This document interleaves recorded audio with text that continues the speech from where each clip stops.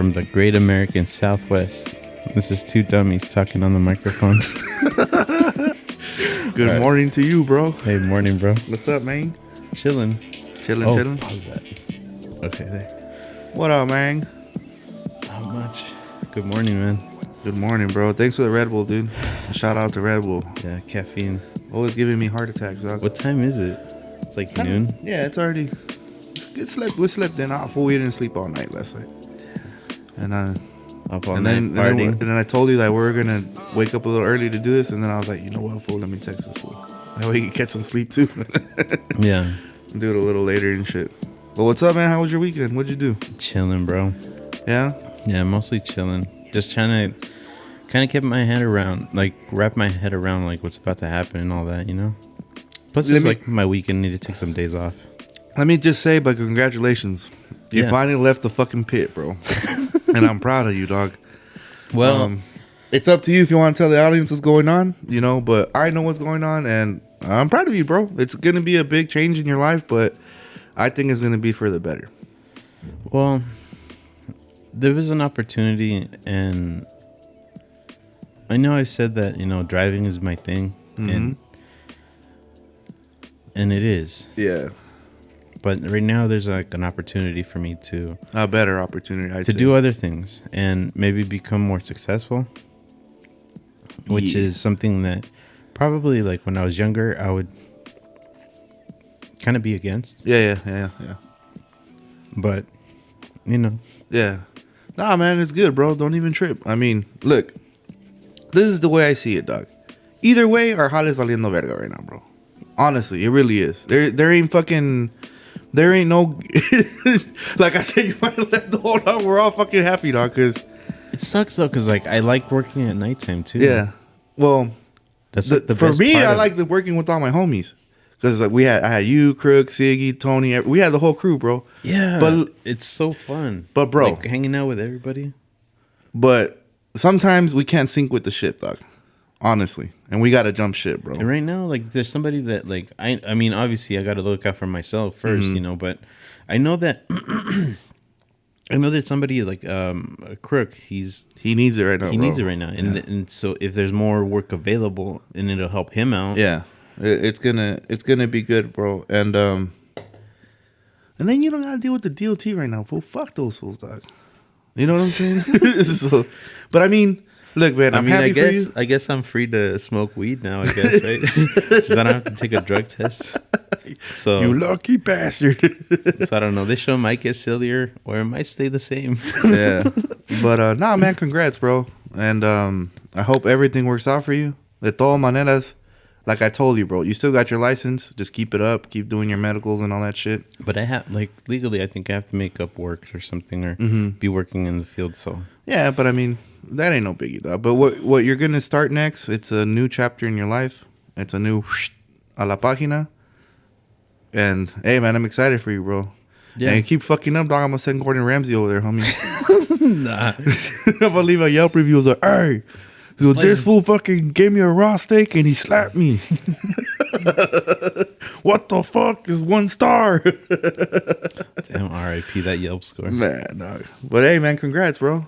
And I'm really happy for you. And like I said, dude, either way, if shit gets better, I doubt it will, you know, but if it does, there's always going to be a door open, you know. It's weird because like the gas isn't going down. Nah, dude. Not for a while, bro. You're gonna save some, dude. You're down the street now, bro. Yeah, that's true. Oh, hell, fool, you can even take your fucking fixie over there, bro. No way. You can be like, panish. It's like 5 miles. Have you ever tried to bike 5 miles? All right, so I'm going to burn out my cousin. I'll tell you a funny story about a fixie and my cousin, right? Take my mountain bike to work. I fucking love you, bro. I haven't talked to you in a minute. I hope you're doing good. But I'm going to tell your story, bro. One time when I was training as being a truck driver with my tío, remember when I went to San Jose and I lived out there for like a couple months and shit? Okay, so... My cousin, every time I had a day off, he would call me and say, hey, come over to my house, because I knew how to drive. So I'd always take him everywhere or whatever, you know. Or we'd walk to go get Carlos Jr. I just hang out with my little cousin, you know what I'm saying? Play video games and shit. And one night he kept fucking bugging me and bugging me. Let's go to Carlos Jr. I was like, nah, fool, it's late. Like, I just want to chill. Like, come on, let's go to Carlos Jr. And then Kono was there too. Corner could tell you about this story too. And he's like, come on, let's go to Carl's Jr. I was all right. So me and Corner are walking. This fool's on his fixie, right? And he's just fucking pedaling right there, pedaling. And then I don't know what the fuck happens, fool, but I think his gene or something got stuck on the fucking crank, on the chain, fool. Putazote, fool. And then my primo ta grande, bro. Like, he's kind of big. Yeah. Fool, you just felt the earth shake. Like, fool, like, fucking, like, hands out front like that, fool. Oh my fuck! And we're like trying not to laugh. Hey, this fool got up. Oh, I'm cool. I was like, keep riding that bullshit. Fuck those bikes, bro. Yeah, those fucking fixies are crazy, bro. I have a helmet though, so like, you fool, you can fuck yourself up. Dog, I know. On a bike. You really can. Dude. I know. You know, and you're kind of proficient on a bike. You kind of surprised me because when I bought the girls, when we got BMX bikes for everybody, yeah, you were riding, you were all flipping the bike around. I was like, damn, fool, I didn't know you fucking got down like that. And it was like muscle memory. Yeah, because I was like, you were fucking pedaling when you were younger, bro. Yeah, I used to ride my bike to school. Like I used to skate a lot when I can't do that no more. Because it was like far. Like I had to go to high school. I used to take my bike there, and it was probably. I mean, I have to Google it now.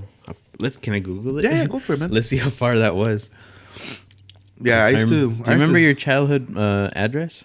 Like 816 Arthur Avenue, Oceanside, California. We should cut that out. That's all good, bro. The fuck, I don't live there no more. Whoever lives there, hey, good luck. This is Juan's house. This fucker's gonna fuck it up. Your house is haunted, by the way. Just kidding. Imagine. You never told me your house was haunted. Well, this one, I haven't. We haven't fucking. This one and the last one. Really? But I think it was my tío following us when my tío passed away. When we moved into the Winchester house, he had barely passed away. And I think because we would see but we would hear a lot of shit at the other house, at the Winchester one, like a lot. And then we moved over here and it kind of died down a bit. But like here and there, bro, like if you're by yourself, you'll hear some shit, bro. And maybe it's like your mind fucking with you, you know. But yeah, man, it's crazy. You still remember your address? Yeah. And then from there to I used to live like down the street from my elementary school. Oh, that was cool. I bet that shit would be nice, bro. Unless like you had a pedo with like you're gonna get jumped or something, you're like, fuck, I gotta run home quick. Well, I guess I didn't know it at the time, but I guess there was like a bunch of like bad stuff going on over there. Yeah, that shit was active back in the day, bro. Right there in your area. Orange County, Santa Ana, all that shit, fool. That shit, Cholo paradise right there, bro. A lot of fucking Cholos right there, dude. Yeah. So it was weird growing up there. Yeah. Like I didn't involve myself in any of that stuff, but I would just hear all the gang names all the time, like from different people. Like, oh, this happened in this. Yeah. And then I'm like, okay. So how much did you look it up? What was the distance? Directions. There. My location, no, from the high school. Hi. That's funny, man. Fucking good old. I used to fucking. If anybody knows the area of Oceanside, I used to skate from my high school, El Camino High School, all the way to what was that fucking North River Road? I think it was called, over there by like the Albertos and all that shit. Right before Camp Pendleton. I used to be a mission fool. Me and my homie used to skate that shit all the time, bro. We'd stop at In-N-Out, get a burger, and then we'll fucking skate home. Pop, pop, pop, pop. And that shit was a fucking mission. Wait a minute. Am I looking at this map right? Oh, yeah. Well, I remember like the route, how to get there, but like in a map, it was weird to look at. I guess it wasn't that far. No, how much was it? On a bike? 2 miles, 2.1 miles. That's still far, bro. I'm fat, dog. Walking, it says 47 minutes. Yeah.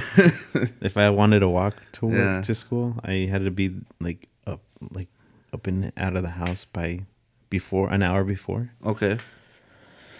Wild stuff. So what else did you do this weekend? Did you go get a fancy meal? Meal? No, I just kind of chilled at the house. Yeah, I just hung out at the house. I was kind of this whole change thing was like this whole transition that my life's going to be going into. Like, it's always when it goes kind of like unknown, a big bummer. And then I was just like, I'm just and then nervousness, right? Anxiety, and like, oh, what's going to happen? What's going to be like? What's all this? And I feel you, man. Shout out to fucking Sosa Investments. We had an appearance from Sosa Investments on Friday. Mm-hmm. He came through and we kept trying to get a hold of you, but I was kind of like telling him, like, bro, just, you know, let him sleep. He's like, where is he? He's probably sleeping, huh? I'm like, dude, let him chill out, bro. You know, right now he just needs to be by himself and just get his thoughts together. You know what I'm saying? Like, you know, we'll hang out with him next weekend, you know. But yeah, this fool came through. We had some beers. He was looking fresh as fuck, like always, like he was about to go to a golf course, bro. You know what I'm saying? You know how you know how Sosa lives and shit. Good for him. Yeah, man. And hope his life is happy. Whatever he's doing. And then, dude, not helping me out. So remember, I know how the Winkle Rise motherfucker. Remember how we were saying that story on those little clips about the chess? How I played him chess for the first time. I beat him, and then he got fucking mad, and I wouldn't get him a replay. Yeah. You know what I'm saying? So he got even more mad. And like something struck a match on him, dog, and he started practicing, and he became a beast at fucking chess, bro. Well, remember this weekend he kept, not this, on Thursday or where was it, Wednesday or Thursday? He kept, come on, let's play. Mm-hmm. Very aggressively, let's play. Run that shit. And I'm like, nah, dick, I'm driving. Or like, nah, dick, I'm watching TV. He's like, no, fool. Run that shit. And he kept fucking saying, fool, he whooped my ass again, bro. Did he? Yeah, dude. Fucking Sosa, bro. I got him in a draw. Did you? Nice. It's about time. I was like, how the fuck do I like... But like, I was down to... He can't get me. He can't close it. Yeah. Which is his fucking problem. I can close it. Like, it's just... By the time I get to him, I'm pretty depleted. Uh-huh. So I'm down to like a few pieces. I'm just fiercely defending my fucking... My king. Right. And then I'm trying to fucking, you know, do something with another piece because I'm like, just close the fucking game. He doesn't know how to like finish it or like trap the king. I love chess, bro, but I need to study it more. I need to actually sit down, read the rules, read strategies. You know, I really need to learn the game because right now I'm just freeballing it, bro. It's fun though. It's fun though because like, but you know, with chess, you're always trying to think 2-3 moves ahead. Mm-hmm. You know what I'm saying? And But that's the point. There has to be a winner. There has to be a gets me, bro. There has to be a winner. There has to be a loser. Just in your mind, come to the conclusion. It's just a game. Like when he had me, it's just some fun you're having with a friend. That's what you're doing. When I had him pinned up with the fucking queen, and then I didn't think after the game, and I thought about it, I recollected it. I said, you know what? He was kind of smart because he kept moving all his pieces out. And I'm like, dude, why are you doing that shit? You know what I'm saying? Because then you're going to fucking lose him. I took 2 of his bishops quick with that castle, remember? All he had was the little horses and fucking, okay. How do you open that up? How do you open your castles? Like, why do you do that? Because, so my first move was my little pawn. I opened it 2 spots on that side. On the very right. And then I just got the castle out right away. Okay. And that one I did all my work with. And this would move the gang of pawns. But he was smart. Because he did all that shit, and when I attacked his king, I kept putting him in check, right? But he kept countering. But what I didn't do is I didn't move my kings or nothing out of the way. So when this fool got me with the fucking queen checkmate, bro. Damn. I was like, oh, what the fuck? I was like, man. But then I started thinking about it. That was fucking smart. I was like, this fool has been playing a lot, bro. It's because I've been throwing like bishops. I throw bishops at him like pretty. Like, that's what he kept doing too. He has that tendency because of me. Because I was like, man, I'll show you this shit right here. Like he tried to do some like stupid move, and I just moved like 2 spots on a bishop, and he got him a checkmate all the way from the other side of the board. I'm like, dude, what the fuck are you doing? And then after that, he started like. Man, really messing with those bishops. Those fucking chess games with that fool. And then I pissed him off because he kept trying to get me to play chess, right? Mm-hmm. But I said, man, fuck chess. Let's play paintball. And he got all fucking mad, right? So dumb. Yeah, fool. And he fucking smoked me, dog. I was like, wow. And then, the Mexico game was going on. So I wasn't really, like, when we were all sitting right there, I wasn't like really. But you can't even predict it. It's just like a guess. It's so stupid, bro. Honestly, dog. I just did it to piss him off, not because he really wanted to play chess. He might be popping up over here. It's like you're blind to whatever he's doing. Dude. Like, and there's no game there. I was like, I'm gonna piss him off and I'm gonna send him that invite. And I'm pretty sure he did. He's like, man, fuck this. Because as soon as we were done with this game, he sent game. I don't like that game at all. As soon as we were done with that, he sent me a chess invite right away.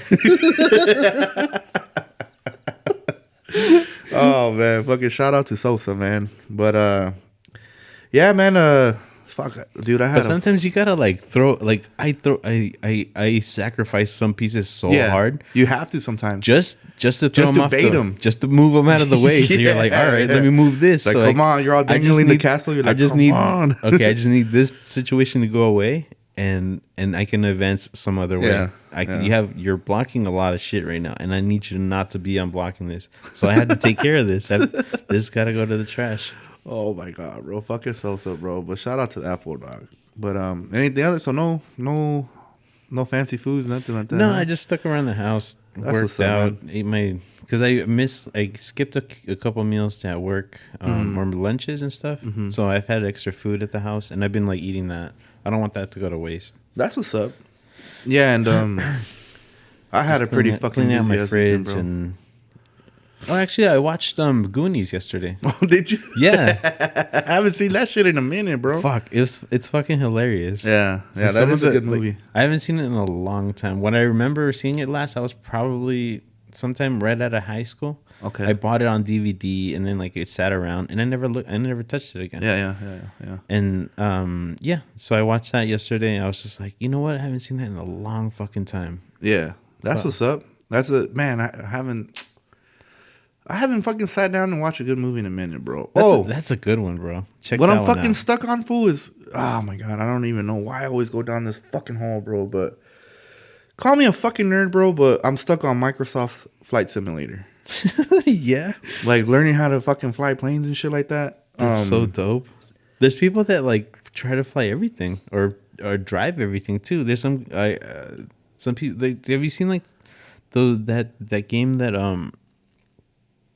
Oh, what is it? The train simulator? Yeah, I seen that one. You can be like an engine. What is it? A train engineer? Yeah, that's what they're called. Yeah, dude, that's you know, I like that game, bro, because it's so realistic. Like it actually is. You could be a pilot. Yeah, you know, and there's communities online where they'll be playing 24/7, dog. They'll have some fool on the tower. All right, you know, calling out the airlines. You'll have fools flying them in, flying them out, and shit like that. You know, and but I just like it because I like the planes and shit. And I try to see if I could take off and land. Mm-hmm. I could take off. I could put a fucking 747 on autopilot and I could fucking get to where I need to go. But when it's landing, bro, I don't need to eject, bro. And then the helicopters are a different story too. But I used to have the pedals, the fucking joystick and everything, which made it a whole lot fucking easier, bro. And I threw them in the fucking shed somewhere. Mm-hmm. So me and Daniel. Well, shout out to Daniel, man. Thanks for your help this weekend, bro, because we did a lot, dude. But we're like, fuck it, we're gonna do the yard, we're gonna clean out the shed, we're gonna go out to the dump, throw a bunch of trash out, whatever, you know. Fool, I looked everywhere for that fucking little setup, bro, and I can't find it. Really? I don't know what the fuck I did, and I'm so bummed, bro, because that shit makes it so easier to play. You know what I'm saying? Me and Krookz used to play that shit. We used to link up and fucking fly around and shit like that. You know what I'm saying? But I can't find that shit no more, bro, and I'm gonna tear down everything in there. Well, there's a couple boxes that I couldn't get to. I'm thinking they're gonna be in there, you know. But yeah, we did that. We started pisteando a little bit. Sosa came over. The next day, oh my god, dude, I got fucking so frustrated, bro. So we're gonna be going to the desert pretty soon, right? To get the whole family together and everything, and the truck that I use to tow the toy box that we got, it needs tires desperately. Like, I'm surprised we didn't get killed on the way to San Felipe when that tire blew out that steer when we were driving, right? Damn, man. So that's scary. Yeah. Bro, it's so hard to find that fucking size right now. Me and Adrian went to like fucking 4 different tire shops and nobody had it. Because it's like an older size, it's an older truck, whatever. Mm-hmm. And I'm like, fuck, dude. And so we did that yesterday. I got fucking pissed, bro, because we literally spent all day looking for him, just burning gas, burning diesel. We couldn't find shit, you know. But we came back home. The homie Raul came over. And thanks to you guys, you know, we got the camper off. We threw the 5th wheel plate on the truck. And I got the batteries out of the trailer. The trailer's ready to go. I just need to go get the batteries, slap them on, and it should be straight. You know what I'm saying? It's just, this week I need to really concentrate on getting some tires to that truck. So other than that, you know, we're going to be ready to bounce and shit. You know, and so I did that all weekend, bro. And we're supposed to do this yesterday. But like I told you, I was like, dude, I'm going to be super fucking busy. I can't even waste time or nothing, you know? And so now we're doing this today. And like I said, I didn't sleep at all. You know what I'm saying? But overall, it was a very productive weekend, bro, because the yards are nice and clean now. You know what I'm saying? And it's nice to go out in your backyard at nighttime, have a beer, just chill, unwind. You know what I'm saying? But yeah, that's pretty much all my weekend. I didn't have no fancy foods or neither. Oh no, you know what? We had pizza yesterday from that place down the street. Mm-hmm. Fucking bomb, dude. You can't never go wrong with pizza, dude. Pizza's so good. It always puts you in a good mood, dog. You know, and it's just, and it's like you want to be lazy, you want to cook nothing, you want to wash dishes, all that shit, bro. Chingue su madre, but it's got to be a good pizza. You know, so. But yeah, I mean, other than that, that's pretty much it. What's your favorite? What's your toppings on a pizza? If you didn't have to, because I know you have a family and like you have to feed everybody, and you're like, oh, I can't get like the one that I want. Yeah, like, yeah. What would you get? Well, I think. Okay, my favorite is like what is that called when they give it like a deep dish pizza? They put the cheese and the pepperoni on the bottom, and they put the sauce on top, and then they put Parmesan on top. What is it, like a Chicago style or? Yeah, dude, that is dank, bro. I fucking get down with that shit, bro. Mm-hmm. Oh my god, bro, that's so fucking good, bro. I like that. As of toppings, honestly, dude, just pepperoni. I'll be happy with that, but sometimes I like that supreme style where they put like bell peppers, onions, olives, fucking pepperoni, sausage, and all that shit. And that's when you want to fucking get full on the pizza. That should go to right there. That and a fucking fresh jalapeno, bro. Puta madre. Yeah, you can't go wrong, spicy, bro. Yeah. Hell yeah, dude. But yeah, that's what we have for dinner. You know, what's your favorite type of pizza? Pepperoni. Okay. Just pepperoni. Just whatever, like any style or what? Well, the one that I've had that was like the best one was probably the one that I had when I went to New York, to Manhattan. Oh, that's right. I forgot you. Yeah, that's right. Like, it was a weird story. Should I tell it? Yeah, go for it, man. We got time. Yeah. And then after this we'll get into, because it's gonna be a lot. Oh yeah, and a happy 10th, to get to. Happy 10th episode, bro. Hey, season happy finale. 10th. We fucking did it. Fucking A, bro. Cheers to that, man. I don't have my fucking. There might be a sip in here. Hell yeah. But yeah, we got a long story for you guys. So, but go ahead, man. Tell your your little. Well, the cool thing about my like last job, or not my last job, the one before that one, whatever, a couple jobs ago, they had me go to New Jersey. Okay. Like somewhere right near like Manhattan. Or one of the bridges or tunnels to get down there. Okay. To get over there. Okay. So I found a place to park the truck, and I was like, all right, cool. We checked it out. We moved but in the back of my mind was like, we're close enough. I didn't mention it to the guy that I was training. Yeah. I forgot the guy's name. No, that was, what's his name? Oh, he's from Chicago, or not Chicago, like a city outside. But Andy. Oh, okay. Andy was there. Andy was with me at that time, and we were. I was kind of. It was in the back of my mind. Like I was like, we're gonna get to New Jersey. Mm-hmm. If there's enough time after this load, and there's like, and they don't have a load for us to go pick up or anything or scheduled, because like down there when you go over there, it's kind of like when you come out here. Okay. Or to like any big city. Sometimes you'll find parking, sometimes you won't. Sometimes you have to get pretty close, like an hour's worth away, and then that way you can start your clock at whatever time to get there on time and whatever, right? Right. So I found a place to park that was kind of close to Manhattan, where like I know that like people park there to get there. Okay. Like in the morning. Yeah. So I got an Uber. Okay. From there to Manhattan. Okay. And I knew it was gonna be expensive. Yeah. Oh yeah. Fuck yeah, bro. To get over there, I think it cost me like $100. God damn. I mean, it wasn't that far. Yeah. It was like 10 miles. Why would it be so expensive? It's probably because of the tolls and everything. And all that shit, yeah. Because like you have to pay like whatever tax or whatever it's called to get over like the bridges and tunnels and all that. Mm-hmm. And yeah, it's just expensive to get over there. And then I think it's more expensive to take a taxi from Manhattan to New Jersey. Oh, okay. Is way more. Yeah. Because it's like you have to pay like a different tax, or I don't know what it is, but it was like super expensive to get over there and back. I think in just like him like shuffling us around, I think I spent over like $200. Oh fuck! Like way over $200. He's like, I don't even, I can't. I mean, if I go through like my receipts, I guess I could tell you, but it was pretty expensive. Okay. But I was like, you know what? I'm never like around here. Like sometimes I've explored some of Dallas. I've explored some of like obviously Portland. I've explored some of a little bit of Washington. Like I would park a truck and then just kind of, explore the little city and stuff. But like I was like, I've never been to New York. I've never been this close to it. Like if I have an opportunity, it's right fucking now. Yeah. So I fucking went for it. I was like, you know what? I was like, I told the guy that I was training, I was like, hey, what do you think about going out tonight? And he's like, what do you mean? I was like, if we don't have work in the morning, or if we don't have work the rest of the afternoon, and in the morning we don't have anything, like they'll tell us by the end of the day today. Yeah. Like what time we have to, like what time, that'll dictate what time we have to wake up in the morning. Yeah. So I told him like, look, we can get up and do all this, and if we get the time, you want to go out to like New York tonight? Okay. He's like, yeah, I'm down. He's okay. I'm like, all right, cool. So we started like kind of figuring out everything, like where to park, where to fuel, like be like the whole day leading towards, and so this guy went with me, and then we went to that place. That was the first place. It was this pizza place in that was in Spider-Man. Oh shit! I can't remember which one. Might have been like the first one or the second one. Okay, like the one with Tobey Maguire though. Yeah. Where he goes and starts working at the pizza shop. Oh yeah, and starts delivering pizzas. It was right there. They used like that front of the.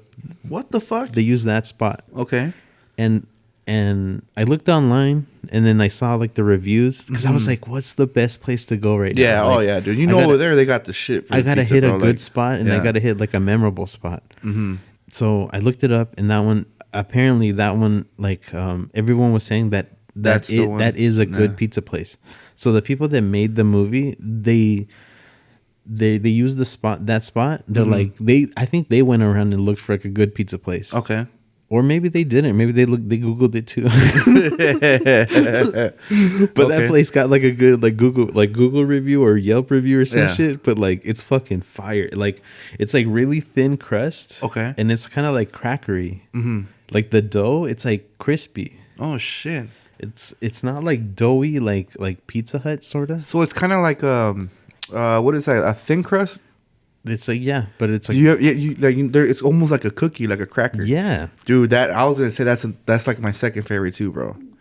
That shit is bomb as fuck, bro. That pizza was worth every penny that I spent to get over the bridge and back. Like that was spectacular pizza. Hell yeah, bro. That's what's up, dude. Yeah, that's I don't know, dude. That's like my second favorite. And then did you ever? I know it's like a real cheap pizza right there, but I also like the Pizza Hut's pan pizza. Oh, dude. I remember, shit, that reminds me of like elementary school, middle school, where they'll throw you a little pizza party and they'll bring you, give you a couple slices. Fucking bomb, bro. You know what I'm saying? But you can't beat something from there, from where you went, you know what I'm saying? That would have been fucking good too, bro. When I would go to different places and I would see stuff that's like weird on the menu, I'm like, what is that? Well, like what is like? I would go to Subway, and then like they would have like this little pickled what's it called, cauliflower and like weird little vegetables. Shit, I never like seen chopped that. Up. Yeah. But it's all like, do you know how like in chiles en vinagre, like the jalapeno, and then there's like the carrot. Yeah. There's like carrot, and then there's also carrot in that thing, and then it's chopped up with a bunch of other vegetables. Oh, but shit. It's all like in the mix. Like, that's kind of like curtido. That's what they call it. Is that what it is? Yeah. So they have like that as an option at Subway. Oh shit! So I was like, "What is that?" And they're like, damn. "Oh, it's girardelli. I don't know what the hell it's called. It starts with a G, I think." And but it's like this mix they throw on sandwiches, and I'm like, let me get that. Like, let me try that. It kind of enticed me to go and find like other little spots. Yeah. And then like I would go down to like Louisiana, and there'd be like at the truck stop there would be like you know how they sell like at a convenience store, they have like those little hot dogs. They have like the things on the roller, and then like little kind of food. Okay. over at truck stops, they have like actual kitchens. Oh shit! And then they cook up. Oh food yeah, for you. I seen that. It's called like some of them are called like old country kitchens or some shit like that. Old country kitchen or iron skillet. Yeah. I seen the iron skillet. Yeah. There's a couple other ones, but like there's like a TA. TAs are like one of the coolest truck stops because they got like a lot of shit, lot of shit there, and then they have like shit from like from the community. Oh, okay. And or like just the area, like they give like the managers free will to do like whatever. They include like some of the local stuff there. It's really cool. Yeah. Like you get really cool experience out of the TA. Fuck yeah, dude. But yeah, in Louisiana they would have like this sausages that it was like mixed up pork with rice and chicken, and I don't know if they put seafood in there too, but like it was all like in natural casing. So it had like that snap, but inside it was kind of like fluffy because of the rice and stuff. Yeah, and it had like ground something or another, and like pieces of chicken and like all kinds of stuff, like all in this little sausage. Shit, that sounds fucking good. I think I can't remember what it's called. Boudin. Okay. It's spelled weird. It's spelled different ways too. It's so local that like there's different names for it, like spelling wise, but it's all the same thing. Well, like it's all like just their style or whatever. Yeah. But like there's not one. Oh, and they also make one that's like blood. Like there's like it's full of blood or something. I heard. It's really like you can't find it really. Yeah. Like I never found it. But I don't think I'll try it, bro. Yeah, because like whenever I would see it, I'm like, hey, what is that? I'm like, well, I saw that the first time. I'm like, hey, what is that? And then somebody would see me buying it. I'm like, oh, you've never tried it? Like it's so fire. Like I would sell it up to that guy. Yeah. I'm like, this is so good. You have no idea what this is. Oh my god, bro. Yeah. And then sometimes it would be people that like kind of live there because like it's a convenience store. You know? Yeah. And then like you buy they see me kind of at a place like in Louisiana and down in like the South and stuff. They see me and I'm kind of at a place when like everyone, you know, is black there. Usually like at a truck stop, you'll have like the locals and whoever just hanging out inside, you know, like either eating or like using like the at truck stops, they have like a little room for truckers where they show movies and stuff. Or they'll just have news going in another room, and then like there's places that you can hang out right there. Okay. So there's people just kind of hanging out in truck stops. Okay. Yeah, I mean... And then the locals, like some of the locals wouldn't even like touch like the local food. Yeah, dude. It's it's like a lot of people when you go to a taquero and you see buche, tripas, cabeza, but I feel I gotta try it. But dude, and that shit is bomb, bro. If everyone else is here eating it, enjoying it, and someone likes it, like what if I like it? The only thing I haven't tried was I'm robbing myself out of like something I could like potentially like. Right. The only thing I haven't tried is a Cecil taco. Cecil? Like the brains? I think I've had it before and it's super squishy. I heard. Yeah, I heard of that. The blood sausages, I don't know, bro. It's a little weird to think about. Yeah. But like if you can get past it, it's pretty and a lot of people eat it, bro. A lot of people fucking eat it and they enjoy it, you know. And yeah, man, it's wild what you'll find out there. It wouldn't be like my go-to. No, I don't think so. I think I'd rather get buche. Buche? Yeah. But fuck it, man. So what's up, dude? We're finally getting into one of the big weird cases. Well, this one, like, these are what happens to up until this point. We haven't talked about abductions. I mean, we've talked about them, but like not into like to the point where you researched everything and like into it, you know. Yeah. Back in the Rendlesham UFO incident. Right. What's his name? I forgot his name. The guy who had his heart affected.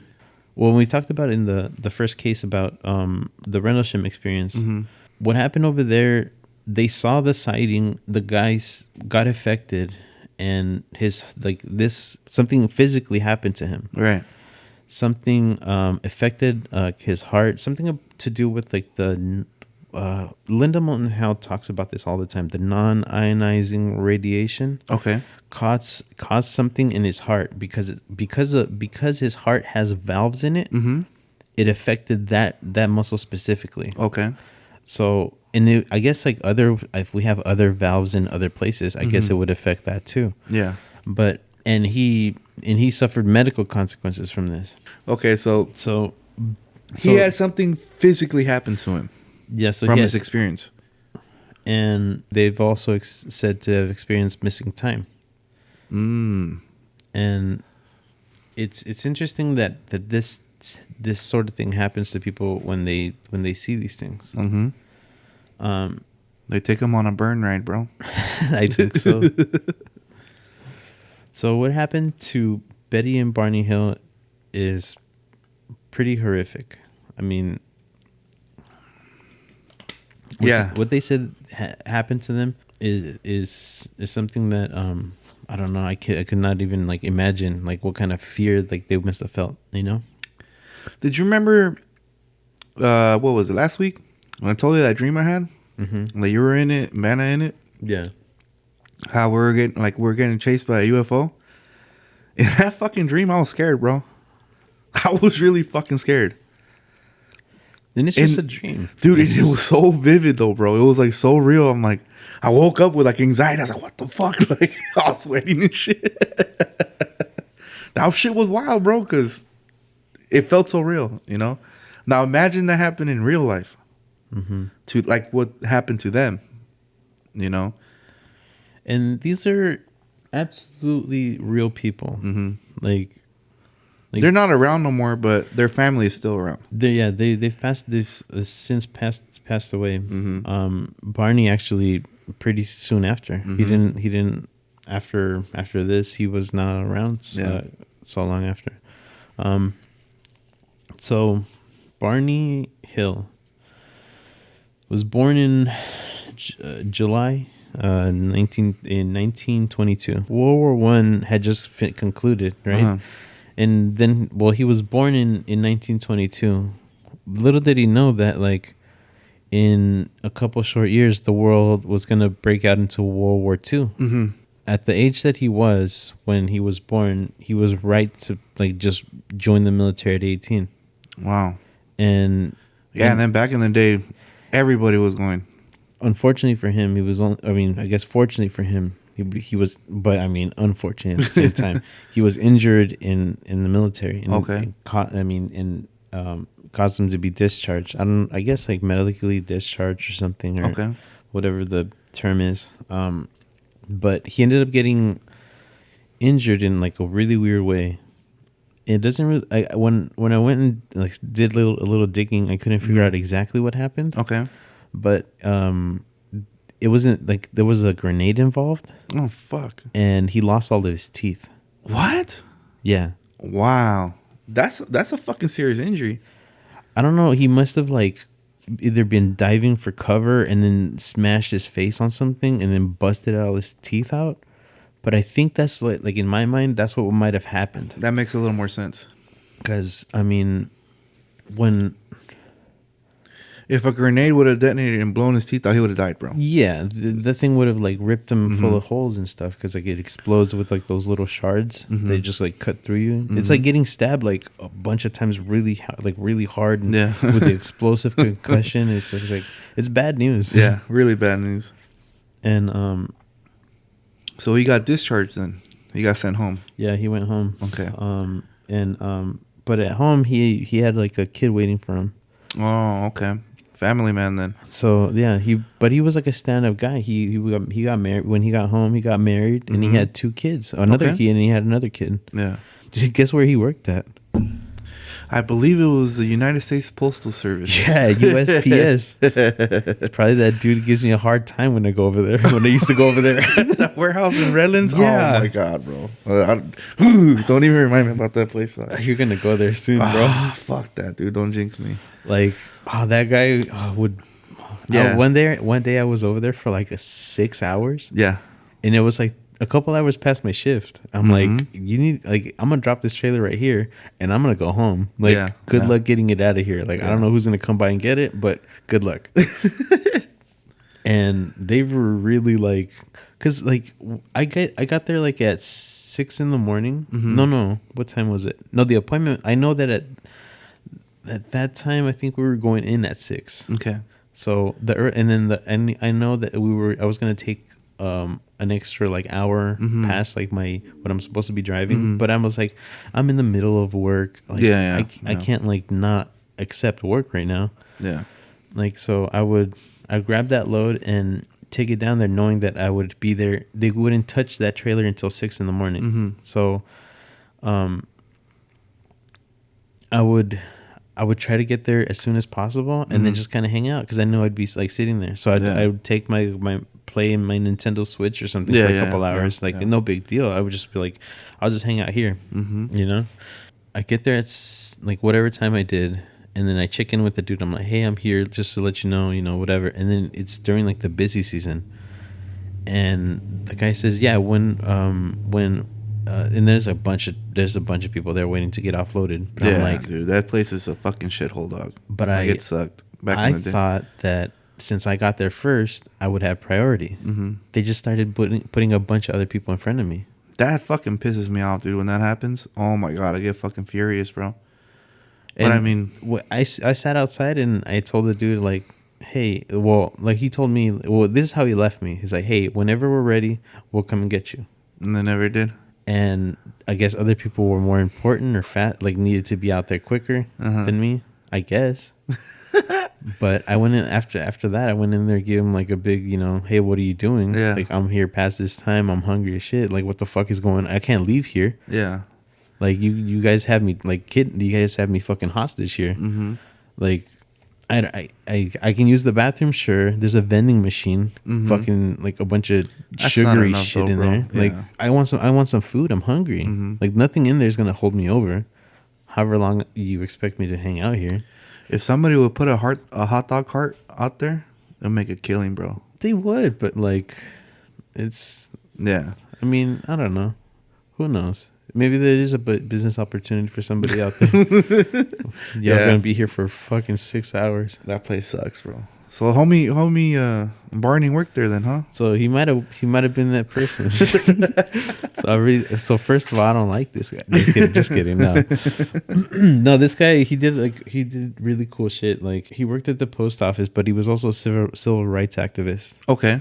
And he all in like Philadelphia, all these big cities. Like, he used to, work around like, big things, and he was a stand-up guy. To be a mail carrier, or I don't know if that's the position he had, but I know he worked at the USPS. To be that person and do that, you have to have like a little sense of what the community is doing, right, a little bit, right. But and then in his spare time, he would actually go and he was an activist for like civil rights and stuff. Yeah. And also, what's it called? And he was also like a social worker. Oh, okay. So he mentored the youth in some way, Wow. Okay. So that was a little bit of backstory on him. But he had like 2 kids, and that's a little backstory on him. I mean, he's just a really stand-up dude, like a family man. Family man. He was very well liked by his community too. So, and yeah, so for this person to, make up something, like, I don't understand that. Like, that doesn't make any sense. Betty was, well, I guess she was like the same age, sort of, a little older actually. She was born in 1919. Wow. So a little backstory on Betty. She was a sophomore in college, and she ends up getting sick. Oh. From like some kind of stomach infection. Okay. She takes a break from school. When she starts to get better, like a couple of years later, like it takes her a while. I don't know what the issue was, but she starts to work at some place called Rudy's Kitchen Farm, and meets this guy that she ends up marrying. This guy is not Barney. He's just some dude that she meets. Okay. But this guy has 3 kids and ends up getting married with Betty. Okay. There's like a big, like, I guess like there's chaos on the other side of like the person that she marries. Okay. There's a bunch of chaos and everything, and then they end up having to take on the responsibility of having the kids. Oh fuck. Okay.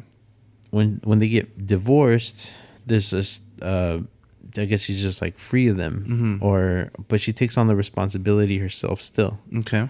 When she divorces that guy, she ends up getting like a good chunk of money from like the divorce. Okay.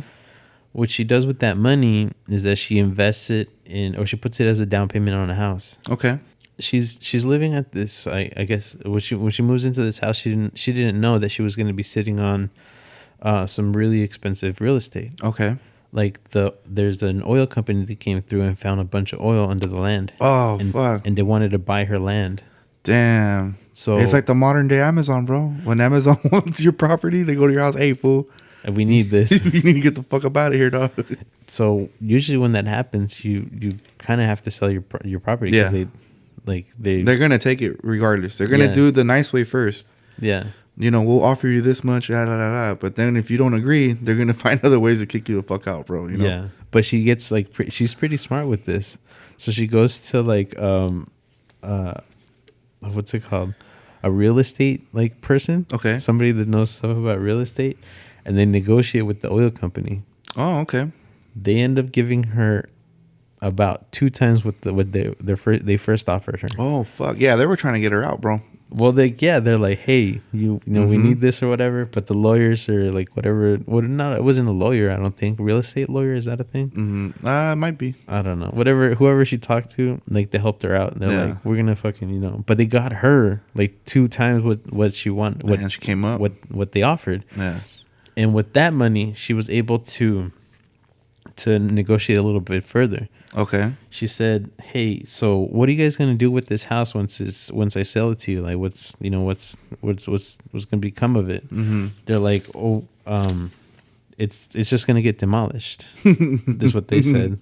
They're like, "Hey, what about if I buy the house and I move it?" Oh shit!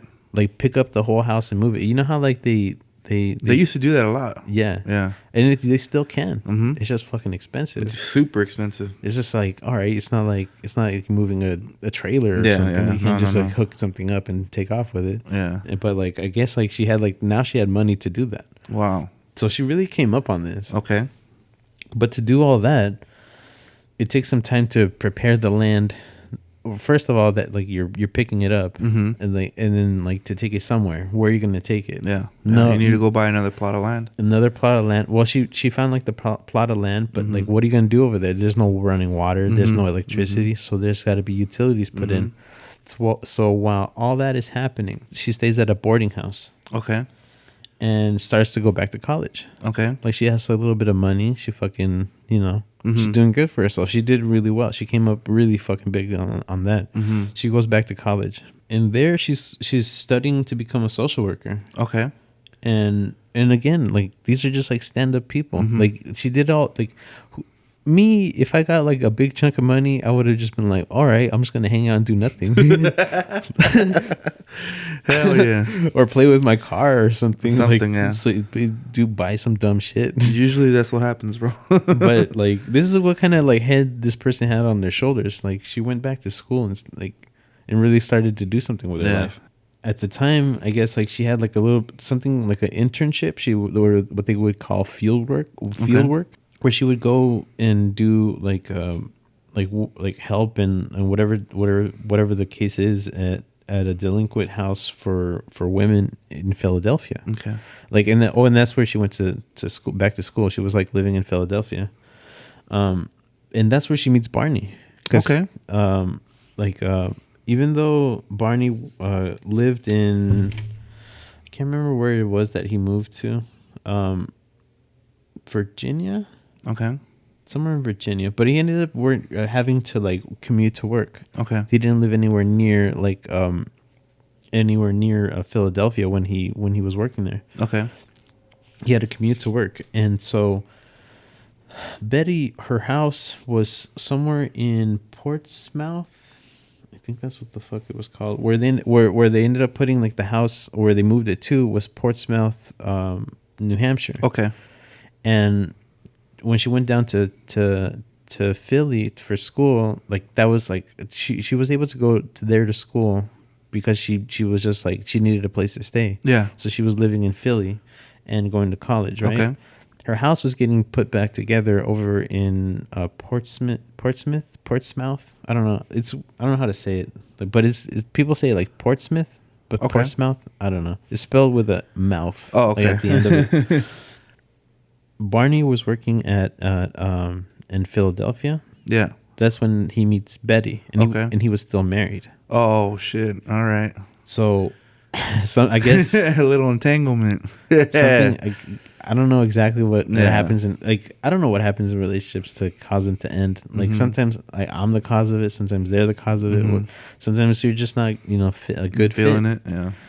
And it's unfortunate that he ends up getting divorced. But this is where he meets Betty. Okay. And his life continues from here. I guess expectedly, when you're going to college, it has to come to an end eventually. Yeah. You have to, move on with, I guess. You can't just be in college forever. Yeah. I mean, you guess you can, but people that want to do something, they go out and do it, Right. So she graduates from college, and that's when she moves back to Portsmouth, New Hampshire. Okay. And that's farther than Barney's commute. He's coming from a different direction, and she's way up here, in the northern, where she moves to is way up north. Okay. From where he's at, he's coming in from the west, coming in from the west to Philly to work, and for him it's a pretty big commute to live there. And then she moves back to New Hampshire, and it's way up way up north in New Hampshire. For him to see her at all is I think it's 350 miles. Damn. Near a 6 hour drive. That's a mission, bro. I mean, I can do it because, and you can do it too, because we're truck drivers, and it's not a big deal. Oh yeah. Because that ain't nothing for us. Yeah, I'll do that. A 6 hour drive. Shit, you put a couple podcasts, you're straight. Yeah, you know what I'm saying. But back then, I guess they just had the radio. It's a big deal. Yeah, it's a big deal back in the day. And back then, I guess, they used the radio for weather and stuff too. That plays into the case a little bit later. Okay. You have to have, back then, that's where you got the news about the weather, if there was a hurricane. That was your everything, man. That was your internet back in the day. That's all your information from the radio. No TV, nothing, bro. It's radio. That's where you would get your weather, your traffic, your news, politics, entertainment. Yeah, everything was from the radio. So I mean, and they had to pay attention to the radio, and but it was just really hard to see each other. But their relationship continued. Okay, they would call each other even though it was long distance, and then they would send each other letters and stuff. Or I mean, however they did it, they fucking did it. Imagine on the letters they have that little gangster ass. He would tag them. Imagine. He's all sending it to her like that. That'd be so cool to get a letter from Barney Hill with an S on it. Hey, I fucked up and I did that to Krookz. I took his check. Oh yeah, I tagged up all over his check. I put El Kook. I drew a bunch of S's like that and shit. He got it. He was like, "Oh, I knew you got this." Because I know this is you. But eventually, Barney, he's decided to make this work, and things are going great in the relationship, and so he gets a transfer to Boston. Oh. And that'd be farther. It's they get closer, but his commute gets longer. Oh, okay. They're able to live together, but his commute to work is way longer now. It's way longer, and plus on top of that, he gets graveyard shift. Ooh. So now they're on opposite schedules. Damn. Being on opposite schedules is kind of fucked up. You barely see the other person. Fuck, tell me about it. That's just it's fucked. Yeah, if you're not used to the graveyard or if you're not a night person, it's very tough.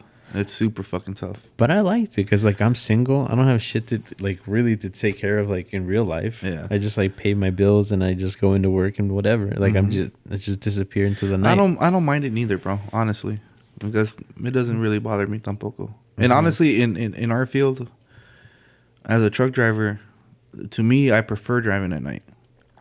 You're more productive. There's no fucking traffic. There's less traffic. If you need to park anywhere, there's room. You get in and out of places quicker. The only thing that sucks is finding places to eat.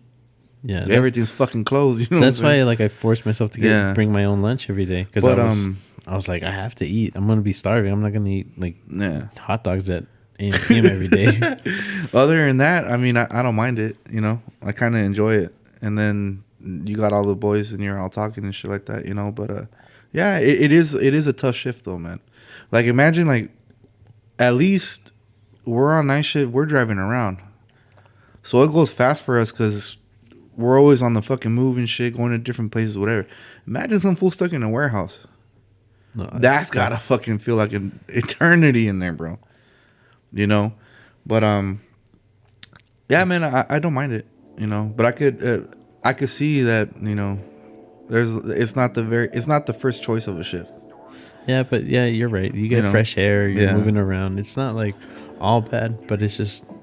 It's interesting the people that like they go to that work and stay in that work because it's a lot of fun. Yeah.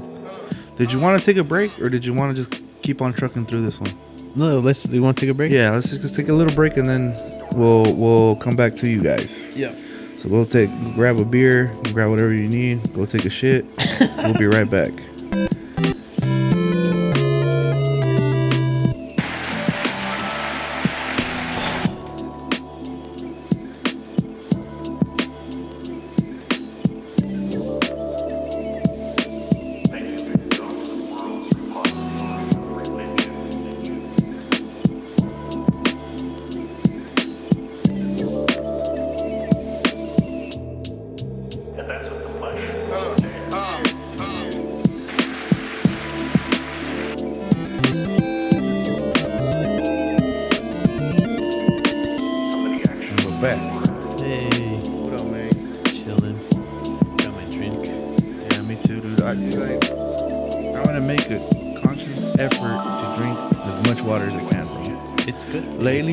Such a fucking pig, bro. Fucking beer for breakfast, beer for the afternoon, beer for fucking it's not gonna be good later, bro. No.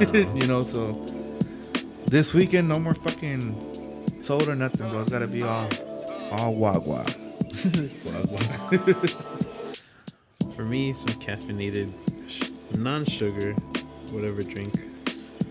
Oh man, that's fucking bomb, dude. Nothing like a good, nice cold bottle of water, bro. Like, sometimes you need it, you know. But we're back. So, to recap a little bit from these two people are your regular stand-up people. They're family men, you know, family woman. She went to school. He works at the post office. He joined the service. You know, these people don't fuck around, dude. You know, and they don't need to fuck around. Yeah, I think that's like the biggest takeaway from all this is that these are real people. But eventually they end up getting married, though. All right. So congratulations. And they're really trying to make it work, you know, because they got like a bunch of kids in the mix. Yeah. And and it's just hard for them to take time off of work to go on a honeymoon at that point. Like at that point in their life, like they're doing a lot of running around. He has to work up super early, or you know, whatever time it is for him. Okay. To get to his graveyard shift and all that, right? Okay. So it's hard to take the time off. This guy, that doesn't deter him from like showing her like a good time on like to have a proper honeymoon. So when he starts working at the place that he's at USPS Boston, it's like a bigger city. Okay. Right? It's kind of like moving from whatever little what we have going on to somewhere like in like downtown LA or something. Okay. You know, it's a lot busier, it's a lot whatever. You start at the bottom of the barrel. Shit. So he gets like the worst fucking shift and everything, right? That always happens. So eventually they build up enough money, they start doing like they find the time to do it properly because they have all these kids in the mix, and then they have like a dog even. Okay. So like I mean there's like just how are you able to like manage all that, manage everything, you know? Yeah. And especially if you don't have family members that are around you or close to you, it's kind of hard, bro. Right. You know. But eventually, like they get it together, they put it all together, and are able to have like a proper honeymoon. Okay. And they go off to like they're gonna go off to Niagara Falls, to fucking I think they wanted to go to Montreal, Canada. Oh shit. Okay. Like just go out and like explore like their little part of the world and everything, you know? And just have like see the sights and like go to Niagara Falls. They haven't been, I guess, or it's not like right now where like, oh, if you want to go and you just hop a flight and just fucking go there. Yeah. It's just like right now, like the plane, I can kind of see it kind of like just like a bus. Mm-hmm. It's just like a bus in the sky. It's expensive, but like it's almost like a bus. It's so like it's almost that safe. Okay. Like it's so safe like now. And then if you crash land, I mean, hopefully that pilot's got talent and can put it down easy. Yeah. And but I mean, it's like traveling like that is sort of safe nowadays, but back then it wasn't so available. Okay, I guess.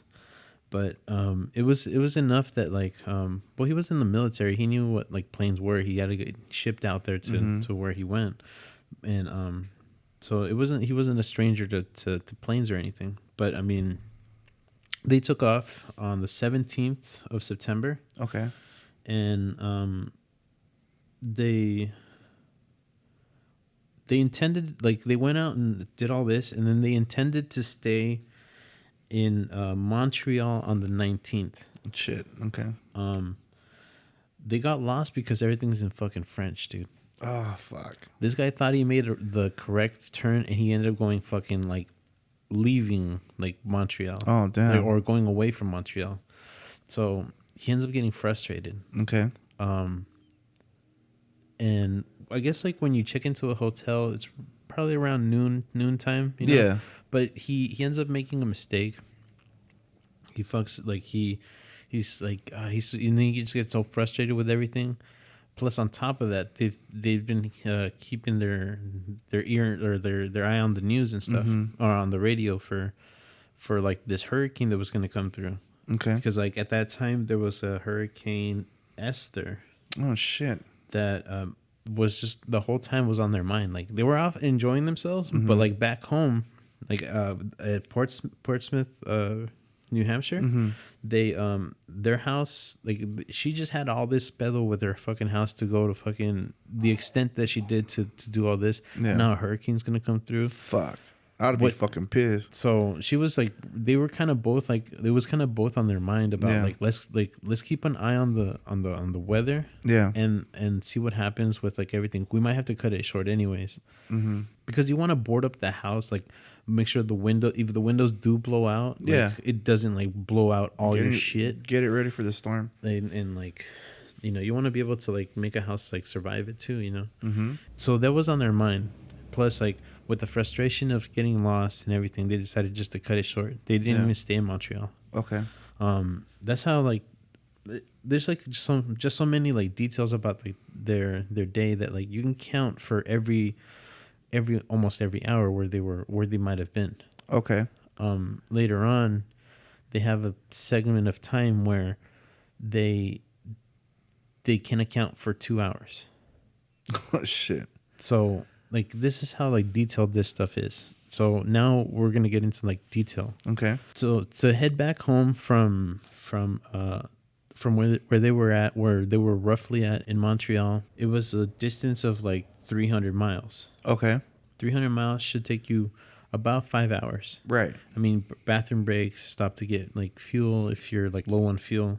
On Google, it says that nowadays you can get there from Montreal to to Portsmouth, New Hampshire in 4 hours 47 minutes. Okay. Because they built new highways and stuff. Yeah, back in the day they didn't have those nice highways like that.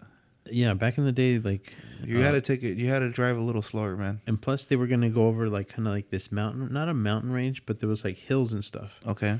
And so they, you know, that slows you down as you're going up the hills and stuff and being careful around the corners and everything. And then back in the day, I doubt they were fucking driving 70, 80 miles an hour, bro. No, they were probably like 40, 55, 60, you know what I'm saying? Max, you know? Those cars weren't what cars are today. Like, especially in the tires. Yeah, like, like back in the day, like there was a there was like a muscle car, and he would peel out like every gear forever. And I'm like, yeah, because the tires sucked. Like, it was fucking little plastic shits that they used to have. Now they have actual like grip. Like they made them softer, or like something in the compound or whatever like texture that the tire is. Like, it makes them grip better. Right. So, like, you had to be careful. Yeah. Like, and then plus, like, I guess there was a hurricane coming through. I don't know if it was raining before. No, because like on this night it was clear. Mm-hmm. There might have been clouds in the sky, but it wasn't anything that they couldn't like make out stuff in the sky. Okay. Like, it was a clear night. Yeah. I guess like it was calm before the storm. I guess, right? I guess that's the expression. Yeah. So the calm before the storm. So it might have been even like a really clear night. Yeah, that usually happens. Like, you get some fucking bomb beautiful weather right before a storm, and then it just fucking hits you. Shitty ass weather, you know. Yeah. On their way home, Betty starts to see something in the sky. Like, and she thought it was like a falling star, like a shooting star. Mm-hmm. But she noticed that it was falling away, like up. Oh, fuck. Not like shooting, like coming down. It was like moving away from the earth. Yeah, that's... To leave the earth or to move up and away. Like, we think about like planes nowadays, like kind of like buses, or that's how I feel about them right now. Mm-hmm. Like, but to get something up and into the air, it takes a lot of fucking energy to do that. Right. Nothing can just like jump up into the sky. Right. That we know of. Like, yeah. I mean, we can, but for a few seconds, you know, like for a moment, like you jump up and land. That thing was going up, bro. It was going up. Mm-hmm. And there was no noise. That's a telltale sign. It wasn't like Barney was trying to think that it was an airplane. Okay. He was thinking like, oh, you like when they started talking about it, like he thought it was what could it have been? Mm-hmm. You know, and he was proficient with airplanes. Airplane, yeah. Yeah, he knew his shit in aviation. Well, I don't know what his job was. No, I don't think he was like an airplane pilot. I don't think he was No. But he knew. I don't think he went to school for that. But he knew Yeah, dude. Like what it is in the sky. Mm-hmm. Nowadays, like there's radar. What was it that like when we were listening to Art Bell, the guy said about the radar? There's radar. They said that there's radar that they could detect the propellers on a Russian plane back in the day. When was that? Like in the 90s, 80s or whatever? Something like that. Like in the Cold War era? Yeah, it might have been a little earlier because they were using props. Oh, props. Yeah. They said that they could... No, in jets. What he said props, I think. He said... No, the fins inside the... Oh, okay. Then maybe I heard it wrong. No, but that's how detailed they are. Yeah, they could fucking tell it's a Russian plane. And like, that's wild, bro. Not by the sound, not by the whatever.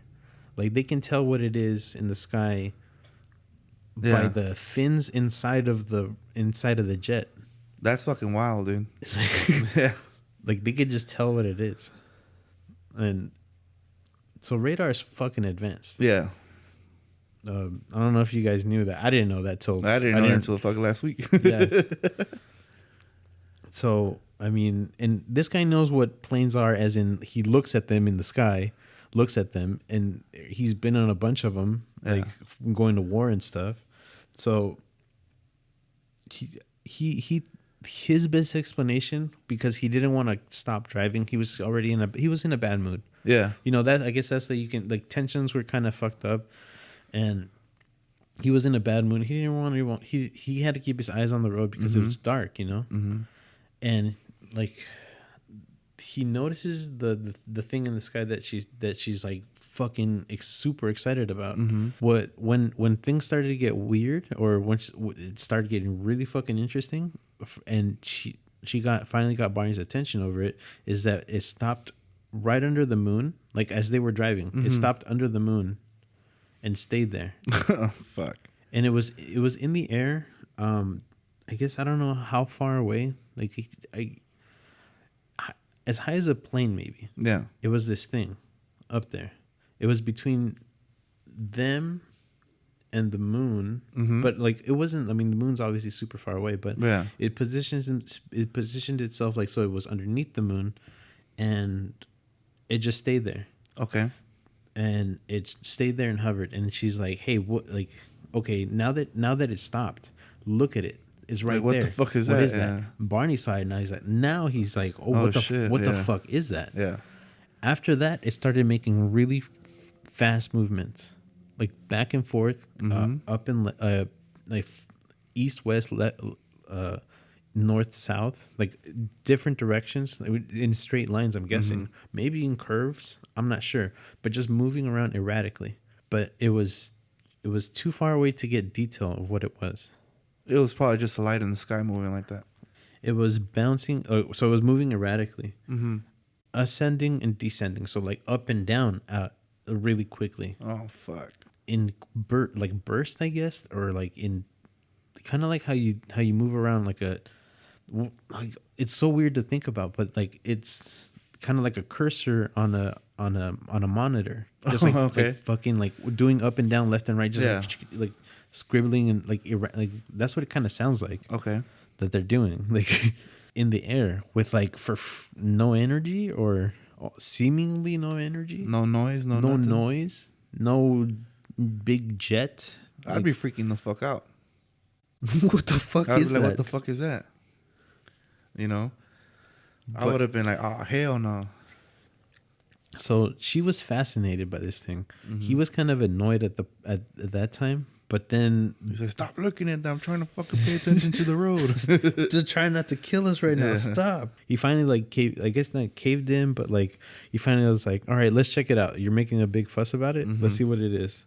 And they stopped, but also like for him at that point, like this is him trying to like rationalize it. It's just a plane. Yeah, it's just like if you don't, you're probably so tired that you're seeing things in your head. Probably thinking something, you know. And like this is him like before he realizes what this thing is, right? So he thinks that he's like, all right, let's stop, let's walk the dog, because they took their did I mention that they took their dog with them? Well, they had their dog, but they took their dog with them. Wow. I didn't know that detail. Oh yeah, dude, these are real people, and they're like, imagine man, you're on your honeymoon and you're like, yeah, let's take our dog. Or that must have been fun, I guess. Yeah, but so he finally pulled over and he said, "Let me check this shit out." So he's like, "Yeah, let's stop and look at this."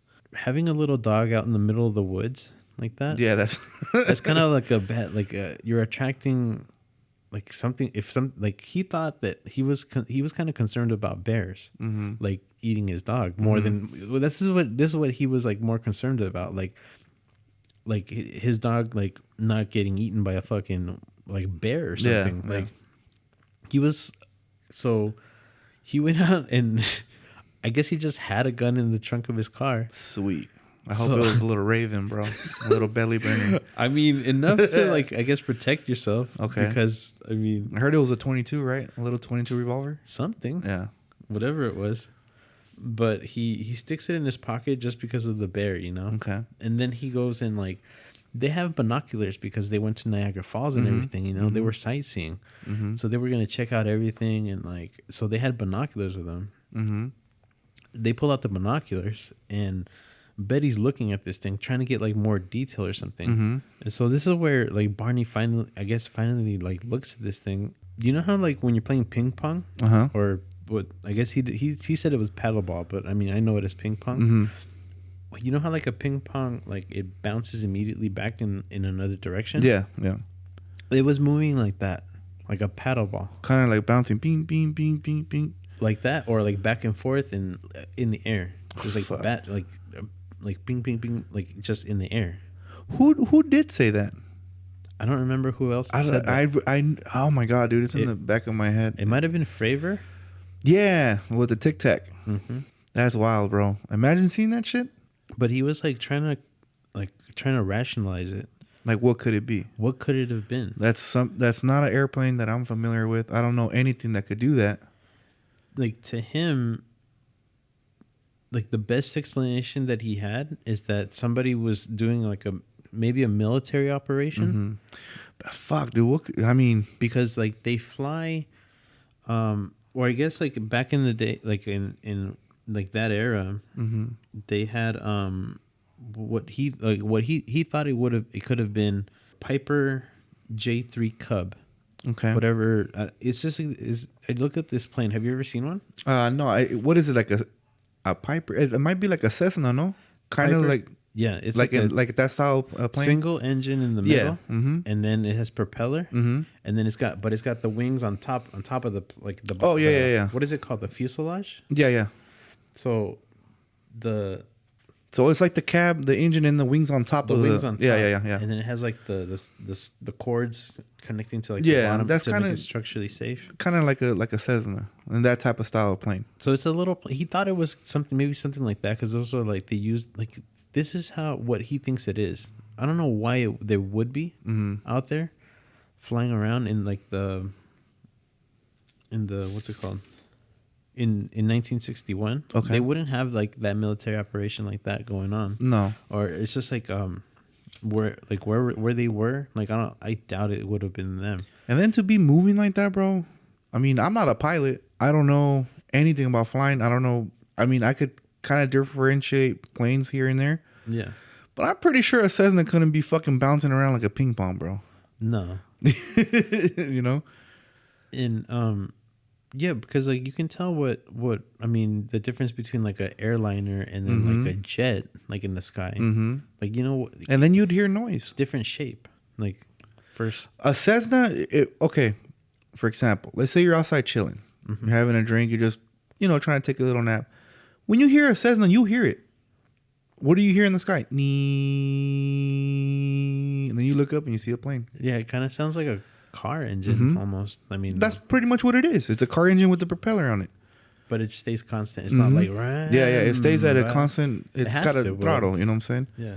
But for that thing to be bouncing around like that and completely silent, that shit goes out of the fucking window, bro. It's not an that's not a rational explanation.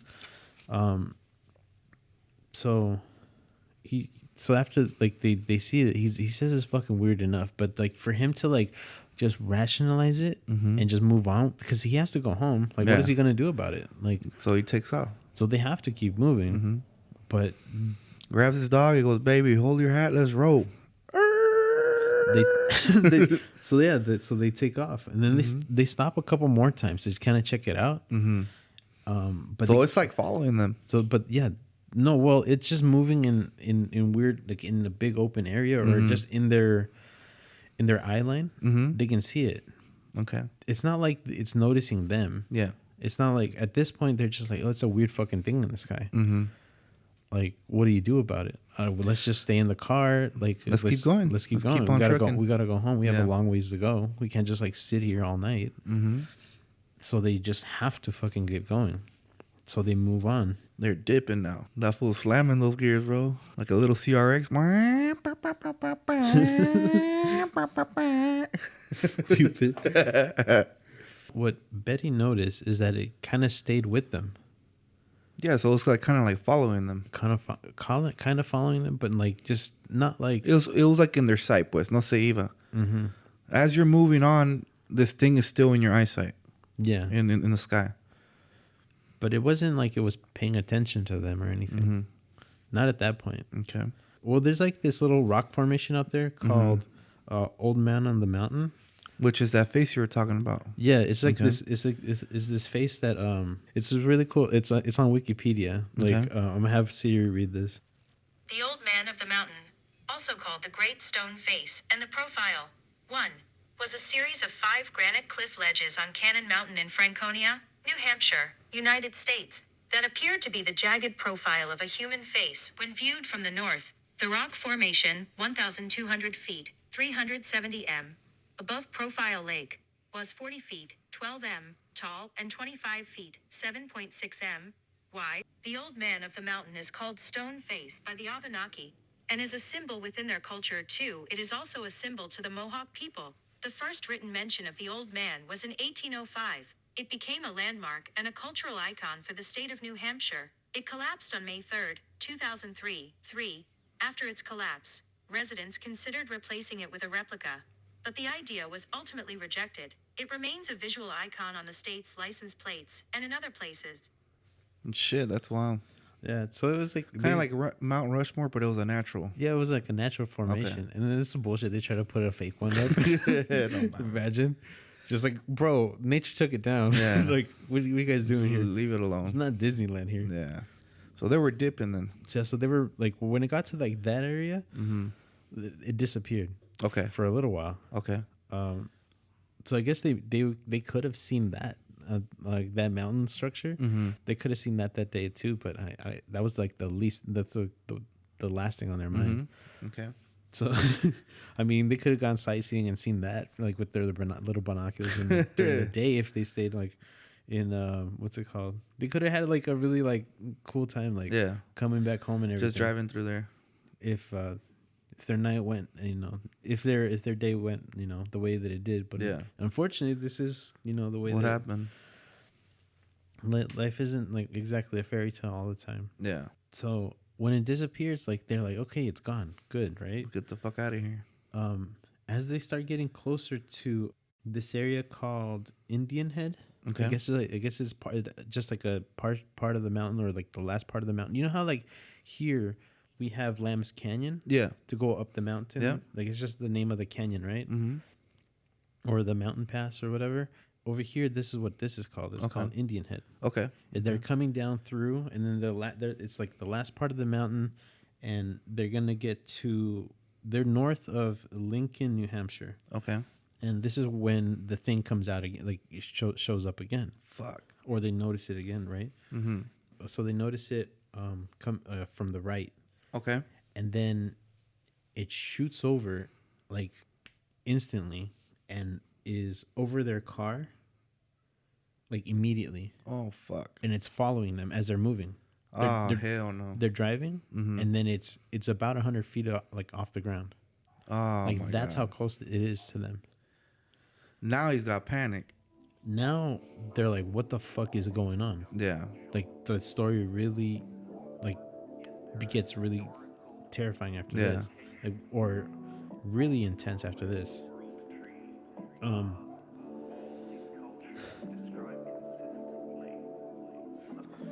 I'm gonna pause it right there, okay? Yeah.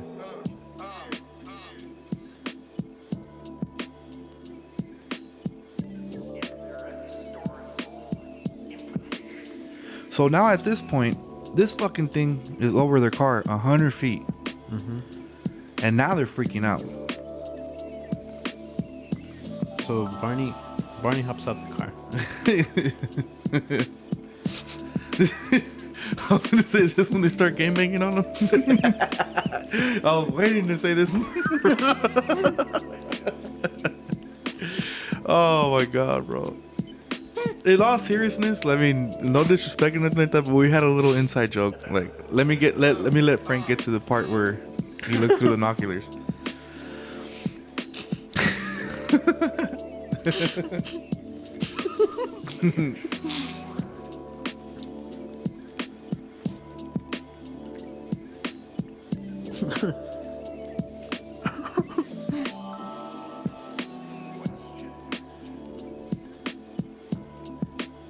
So he hops out the car. And he wants to grab the binoculars though. Right. Like just to see what the fuck it is. Right. And it was hovering. Like, this is like a direct quote that I got from this book. That he said. Like, this is his direct words. It was right there. It was hovering. I could not understand. So he was like in a trance, kind of like stuck looking at it. He was like amazed by this thing. Okay. He didn't know what it was. Okay. Like, what the fuck is this thing? It's flying in the air. It's in the air, and it's just up there. And it's not making any noise. It's not like there's no giant jets like keeping it up there. There's no suspension wires. There's like holding it up there. So he steps out the car, and then he. So it starts moving, and then it starts moving over by this field, like over this field and over some trees now. Okay. As it starts going that way, he looks through the binoculars, and he he starts looking at what he starts, and then he starts to describe like what he sees. Hold on. So Betty is in the car, kind of freaking the fuck out too. She doesn't want him to go over there and like look, like see what it is, get closer right? to this thing. Right. Like she wants to stay in the car, especially, and they got their dog with them too. Okay. So Betty stays in the car, and she's fucking like kind of panicking, like, where are you going? Like let's get the fuck out of here. Let's get out of here. Yeah. Or but I guess he's just like Barney is just so fascinated by this thing. He wants to get look at it to see what it is. Mm-hmm. So he checks it out with the binocular, and he leaves the car running because he's like, if we need to get the fuck out of here, like we need to fucking get going, you know. He's gonna start slamming gears. Yeah, it's gonna be taking off. So this is what he describes this thing looking like. It's like the profile is a cigar shape. Okay. When cigar shaped, as in like it's thinner on one side, but it's like flat. Okay. It's flat and it's thin, and then as it goes across, it gets bigger. It gets wider, and then it goes back down to like a smaller side, and flat again. Okay. But the object is kind of like a frisbee, like a big circle, but it in the middle it's like a little higher, and then on the bottom I guess is a little like a little dome, little dome over the top, and the bottom it's just like a big disc, but flat on the sides. Pretty much your classic UFO. What you would expect what a UFO is. When I think about a UFO, like I think about the Bob Lazar one, like zero surfaces, just like a shape. Like that's what I think of when I think of UFO. Or UAP or whatever, but like the classic UFO, I think about Bob Lazar's. This thing was a little bit like that, but with the edges cut off. Okay, with so it was like flat side. edges, yeah, like a coin, but like thicker and obviously gigantic. But so he kind of estimated it to be 80 feet long. Shit. So imagine like this fucking thing's big. It's bigger than, or how long is like a semi truck? Well, just the trailer alone is like 53 feet. 53. And then the tractor, what say like almost 20 maybe? So a little longer than that, a little bigger than that. And this is this giant object like that up in the sky. And it's flat. He says he says it's flat like a pancake. Okay. Like a pancake like that. And as he starts to get closer, there's like these two little wings that start extending from the sides. He doesn't even know where the fuck they're coming from. Okay. Or what the fuck that would have been. But there's like these two little wings going like up at a diagonal from each corner. And it kind of makes like almost like a shape of like a W. Okay. Like a big like U shape almost, but like really wide. You know how like a U is like straight up and down, a U-turn, right? Yeah. A W kind of has more angle to it. it. Right. So it looks kind of like a W, not a U shape, but like a W. It's like starts extending like these little weird things. Okay. Off to the side, and then add two little blinking lights at the end, or two lights on, I believe. And then across, like I guess, like what the side that was facing him, like the flat side that was facing him, there was a couple of windows. Oh man, which is kind of weird. Yeah. I don't know how tall they were.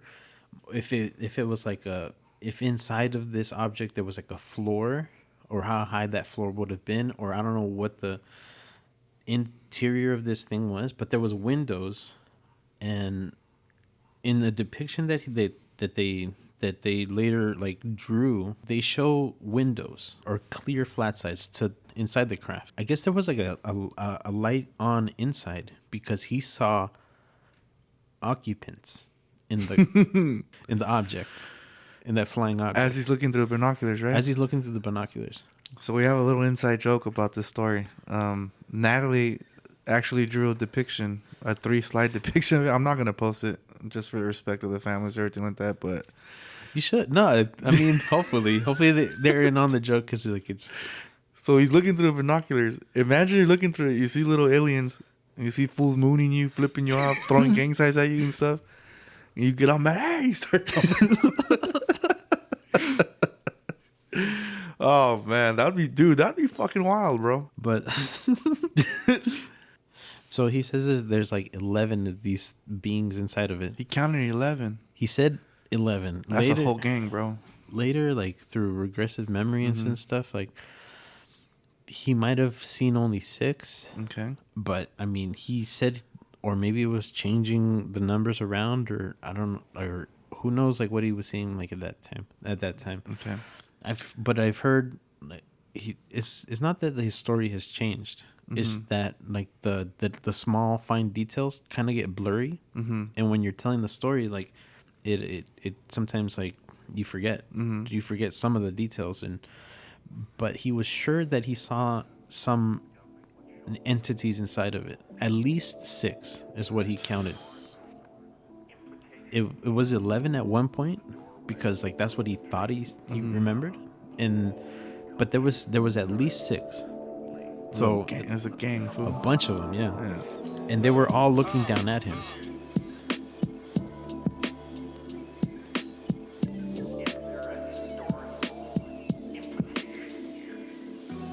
No way, dude. Nah, I want to let him take me. Nah, fuck that. I'll start shooting at them.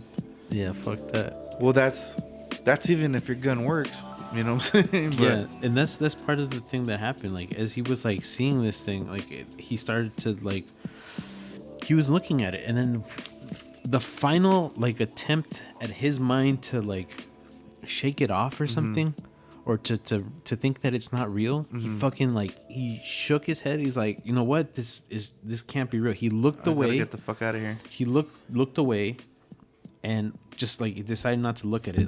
It's like if I stop looking at it, it'll go away and it's not real. This is what he thought. And then he looked back and it was still there. Oh man, it's time to go, bro. It's time to hop in the car and get the fuck out of there, dog. His exact words were, "Oh God, it's still there." Yeah, it's time to slam some gears, bro. He turned around and he's like, "I need to get the fuck out of here." But something inside of him was telling him, "Keep looking. Get the binoculars out and look up at this." And so he grabbed the binoculars. He started looking up at this thing again. He kept looking at it. He didn't know what the fuck it was. And something inside, and then that's when he noticed, like, something inside of me is telling me to do this. Wow. Why? And so I guess he changed, like, he forced himself to change his motivations, or the things that he was like being forced to like follow along with, because he noticed that it wasn't his own thoughts or something. Okay. It wasn't like him thinking he needed to look at this thing. He's just like, oh, something's telling me to do this. So when he does that, he pulls up, he reaches down to go grab his pistol, and he can't do it. Like, he physically can't put his hand where his gun is, and his gun is in his pocket. I don't know if it was in his pants or in his can't get his pistola. Jacket. But like, imagine needing to use a gun or for whatever reason, like, you don't know what the fuck this is. Hopefully, I never have to shoot somebody. That's like in a real situation where somebody's breaking into your house. You want to be able to defend yourself. Yeah. So in that sense, I'm a full like advocate on like using something to defend yourself. But to shooting something that's unknown. Like, that if you wouldn't even affect them, like, but this guy, this is what he's terrified of this thing. Like, he doesn't know what's going on, and he's like, he was in the military. He knows how to use a gun. He's not, like, you know, I'm probably. I would have reached for my shit too. He knows how to defend himself, and especially like his wife is in the car. They just went to their honeymoon. Their dog is in their car. Like, he wants to defend himself. He doesn't know what the fuck it is, you know. So he turns around and he starts fucking freaking the fuck out. When he notices that he can't get to his gun, he's like, I need to get the fuck out of here. Like, I don't know what's about to happen to me. I don't know what the fuck that thing is. I need to get the fuck out of here. So he turns around. And Betty is fucking like panicking at this point. Freaking the fuck out. Freaking the fuck out. They take off, and this thing keeps following them. Oh, no. Now it's fucking following them. As I was driving, I'd be taking my hand off the car. Clack, clack, clack, clack, clack. Get away. And then this thing moves right above their car, and it stays there. Oh man! They take off, like they're gone, right? They're trying to take off. VTech, bro. They're panicking. Yeah. It's been like a few moments. Betty starts looking around like, where is it? Like they don't know. Like she doesn't realize that it's directly above them. Like it keeps perfect pace with them. Yeah. Like it follows them. Like if they were both on the same track, like if they were both on a railroad track above each other, they were like above each other. Okay. Or that thing was above them. Still no noise. Still no noise. Still not fucking making a hiss. That's fucking wild. Dude, I'd be the fuck out of there, bro. What starts happening in their car is that their entire car starts to vibrate. Oh, no. Like all the metal, all the glass, everything vibrating. It's the car, like when you're driving a car, something's going on with it. It'll start making a noise and it'll start like kind of chugging along and it just starts fucking up. It's not the entire car vibrating. They describe the entire car kind of like your cell phone. Imagine a cell phone gigantic vibrating. Yeah. This is what that thing was doing. Oh, fuck that. So they're like, well, what the fuck do we do? They break off and then they get off the major highway and they get off on like a smaller street. Now they're like going through big outskirts of like Lincoln, New Hampshire. Okay. And so they break off into this little where I'm guessing there'd be like farms or something. Like they take off like a different route to get down to Route 4. He knows like there's a way to get down there, or he has enough because now they're like in the area that they kind of recognize. Okay. They're like, all right, so I know where we're at. I need to get the fuck home. And he's a mail carrier, yeah. Or like works with the post office enough, and he kind of has like a reference of maps or something. Okay. He kind of knows where he's supposed to be going, but this is where he lives. So they take off through this like smaller road. That's where they encounter a roadblock. The road is just like fucking like, I guess there's like either branches or something in the way, or I don't know what. Yeah. But there they know they finally kind of lose the object as they were going through there. They encounter a large fiery orb on the ground, just kind of by them when they were like through the roadblock. Okay. They had to get around the roadblock and all that. There was just like a fucking fiery orb in a field somewhere. Oh man. Like who knows what the fuck that would have been. Yeah. Like I think that would have, I mean, it just appears as a fiery orb, I guess, or it changed its cloaking shape or something, or it's cloaking, or it's like it's doing a different experiment. I don't. This is me trying to rationalize what the fuck it would have been doing. Yeah. To them, they're just like, what the fuck is that thing, you know? Mm-hmm. So after they get through the roadblock, they get through to Route 4, and they just gun it all the way home. Right. That's the last that they've seen of it. Like that orb was the last that they've seen of it. Mm-hmm. They should have gotten home around 3 a.m. Okay. They were surprised when they got home that the sun was rising. So oh shit. They got home around like around 5. Wow. There's 2 hours of missing time that they accounted for, or that they can't account for. Mm-hmm. So they get home, they go to sleep, and they think they're just like, let's just get to bed. It was a wild fucking night. Yeah. Sucks that we fucking, we had to cut our everything short, but it's raining. It was probably pretty fucked up. They're like, they gathered their luggage and shit, and they just left it on the front porch. They were just like exhausted. They're like, let's get it up here at least. There's nobody walking around. It's too rainy and shit. Like no one's gonna steal our shit, And the hurricane's coming through, It's starting to get pretty fucked up. So they're gonna go and they get some sleep. When they wake up, the next, I mean, it's the same day, but like the next, later that day, they wake up, they start noticing like everything. They start to notice that everything's fucking off. Everything's really fucking weird.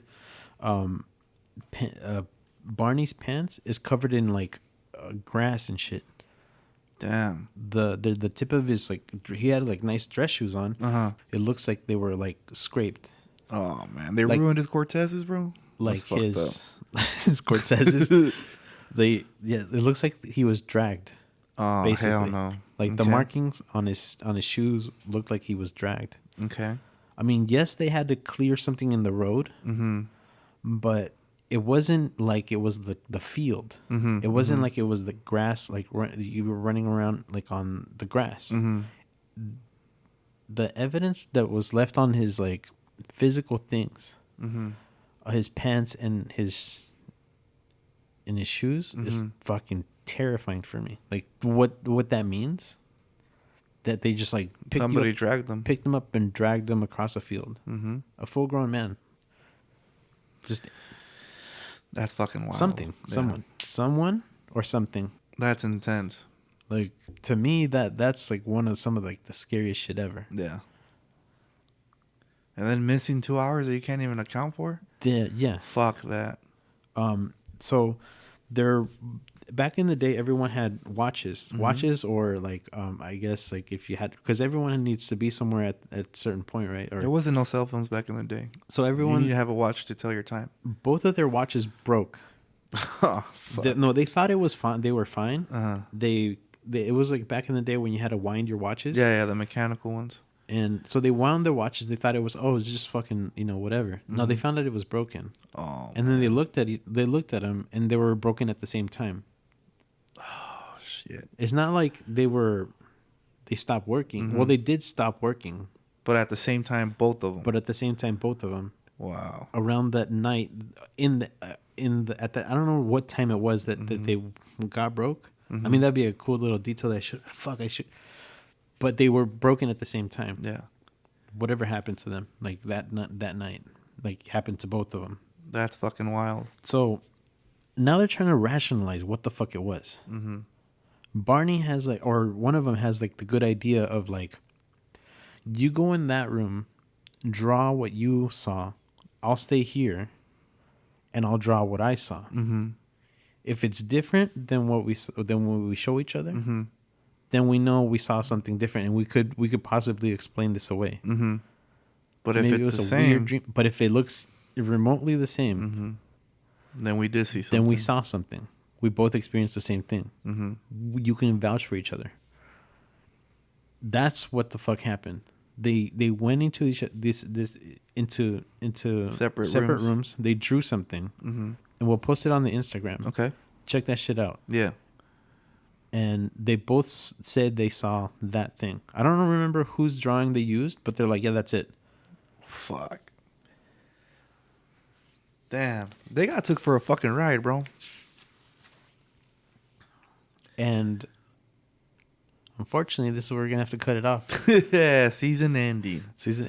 Welcome. You thought you were going to get the full scoop, huh? Psych blood. We're going to leave a little cliffhanger for you guys. We'll describe what happens in Season 2, Episode 1. Season 2, Episode 1. Details, bro. Details on that one. So, interestingly enough, Stanton Friedman from the UFO investigations or the Roswell investigations. Stanton Friedman. R.I.P. Huge shout out to that man. He took on this case. He came to them, and he went to great lengths to try help them get their story out or their experience out, or investigate what had happened to them. What happened to them? So with his help, they went and got these hypnosis sessions where they would kind of relive the nights as the events were happening. Okay. There's strong medical proof or strong medical journals and articles and things that have this as a credible collaborate their story to be able to collaborate their story. So they went to the best of the best, and the things that came out through they recorded all those sessions too.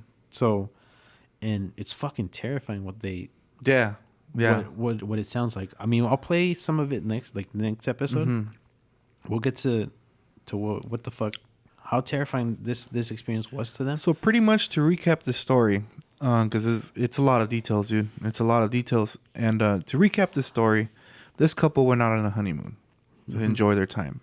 On the way back, they encounter something. just when like you're living like some of the best moments of your life. It's area that type of shit. It's always unexpected. To manage like all that, like all your kids and all your everything and everything they had going on, like and then to have a little time off with your significant other, right. And then you're celebrating like your marriage and everything. You're gonna do it right. Mm-hmm. These people were on the way home. They encountered something extraordinary, something terrifying, and they lost time. There's 2 hours of like missing time. Okay, so this is the I'd say it's the most famous abduction story in the United States. One of the first that came out.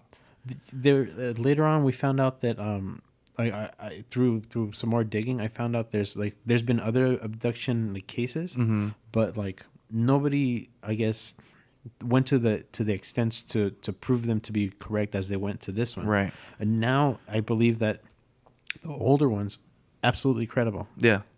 And ultimately they made it home safely, but everything was fucking off, bro, and fucked up. Their watches were broken. Like there was like the fucked up pants.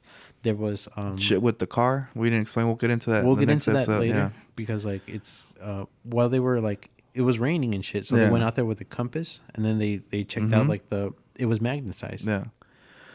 So yeah, we're sorry. We're gonna leave you guys. It's gonna be a little bit of a cliffhanger. Yeah, but shout out to you, man. Thanks for 10 episodes, bro. Yeah, we fucking did it, dude. Definitely. We're fucking some crazy ass motherfuckers, bro. Hey. We're and then we got like a good group of people. Ass fools, we got a couple day ones, bro. Yeah, like 30 something subscribers right now. Shout out to all of you guys, man, for listening to. You guys are all our day ones. Yeah, a big shout out to you guys. But you want to give any shout outs before we go, bro? Shout outs. I mean, not really. Just shout out to everybody out there. To everybody that's listening to us and to everybody, man.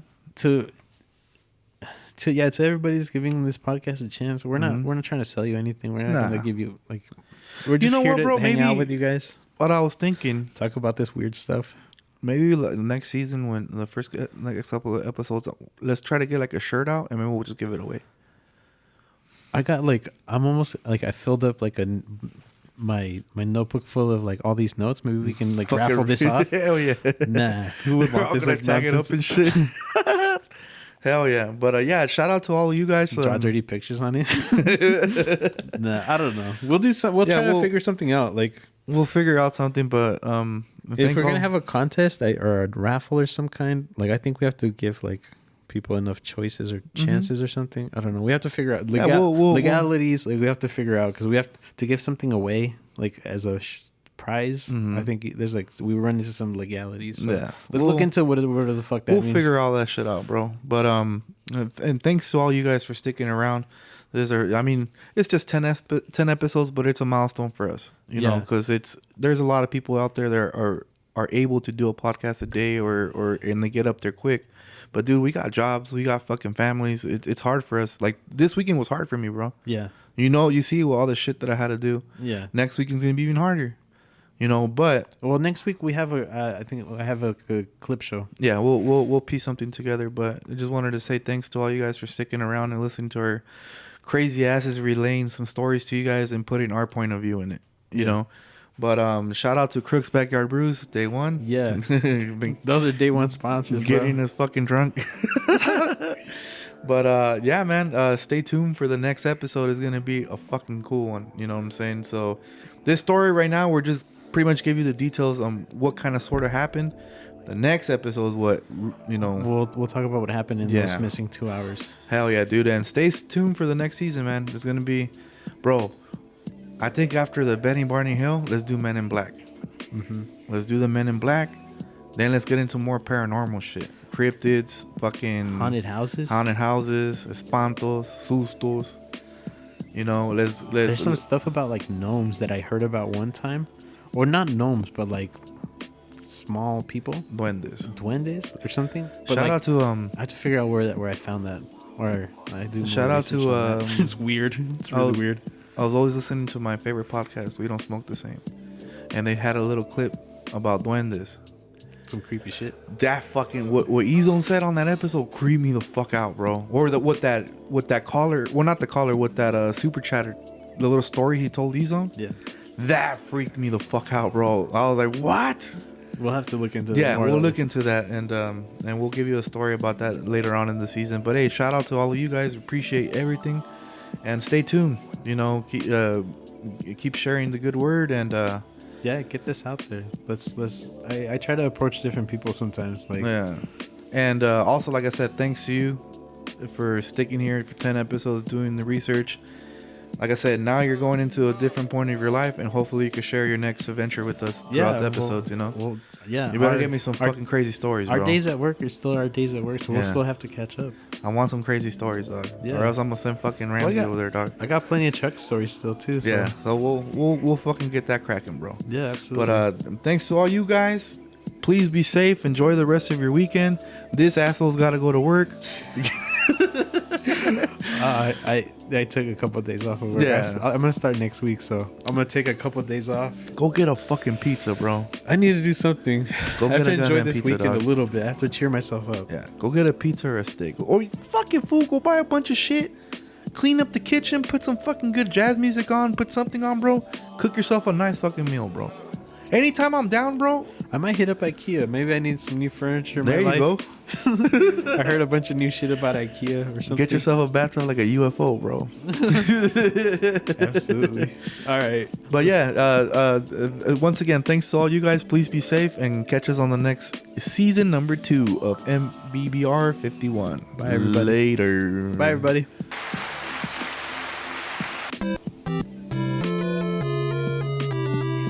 Get the fuck out of here. Get the fuck out of here.